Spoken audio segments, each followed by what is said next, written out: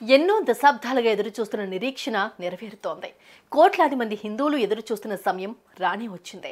అయోధ్యలో రామమందిర ప్రారంభోత్సవం కన్నుల పండుగగా జరగనుంది. అయితే ఈ కార్యక్రమానికి బీఆర్ఎస్ పార్టీకి అధికారికంగా ఆహ్వానం అందలేదని ఎమ్మెల్సీ కవిత చెబుతున్నారు. అయినప్పటికీ రాముడు అందరివాడు, కొందరివాడి కాదు. ఏదో ఒక సందర్భంలో అయోధ్యకు వెళ్తామని అన్నారు. మరోవైపు మాజీ సీఎం కేసీఆర్ కు ఆహ్వానం అందినట్లు ప్రచారం జరిగింది. ఈ నేపథ్యంలో స్పందించిన కవిత అయోధ్య రామమందిరం ప్రాణప్రతిష్ఠ కార్యక్రమానికి తమకు ఆహ్వానం అందలేదని స్పష్టం చేశారు. Gautam neuro care brain stroke migraine fits brain and spine surgeries కి బెస్ట్ న్యూరో సర్జన్.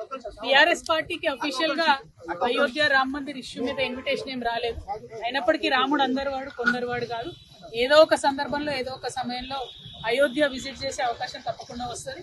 పుణ్యక్షేత్రాలన్నీ కూడా సందర్శించేటట్టుగా ఏదో ఒకనాడు అయోధ్యను సందర్శించుకునేటటువంటి భాగ్యం మా అందరు కూడా కలుగుతుందని నేను భావిస్తా ఉన్నాను.